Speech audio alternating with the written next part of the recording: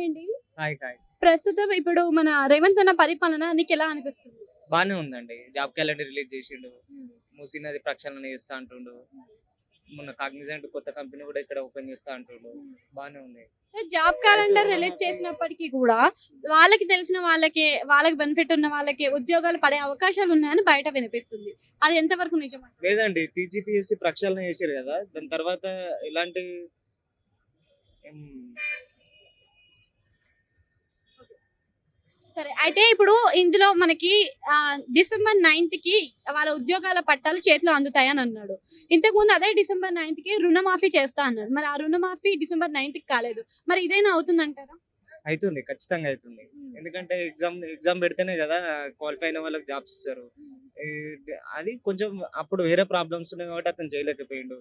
6 months తర్వాత time తీసుకున్నాడు. Time తీసుకొని బడ్జెట్ ప్రకటించిండు కాబట్టి దాని ప్రకారంగా రుణమాఫీ, ఈ జాబ్ క్యాలెండర్ ప్రకారంగా ఉద్యోగాలు వస్తాయని నేను ఖచ్చితంగా అనుకుంటున్నాను. రుణమాఫీ విషయంలో కూడా 2 లక్షలకి 1,50,000 జరిగాయని వినిపిస్తుంది. మరి వస్తాయండి, ఇది ఒక ఫస్ట్ ఫేజ్, తర్వాత సెకండ్ ఫేజ్ లో మళ్ళీ మొత్తం అవుతాయి.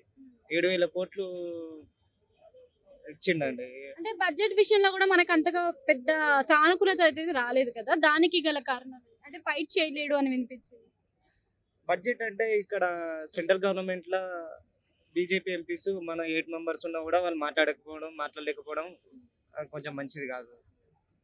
వీళ్ళు వీళ్ళు మాట్లాడాలి, కానీ నెక్స్ట్ బడ్జెట్ లో చూద్దాం. ఇప్పుడైతే ప్రెసెంట్ వాళ్ళు ఏం ఆలోచించి ఇవ్వలేదో తెలియదు, కానీ కేంద్రం నుంచి రావాల్సిన నిధులు అయితే కంపల్సరీగా వస్తాయి కదండి. అయితే వీళ్ళు ఫైట్ చేయడం వల్ల దాని వల్ల కూడా కొంచెం బెనిఫిట్ ఉంటుంది, వస్తుంది.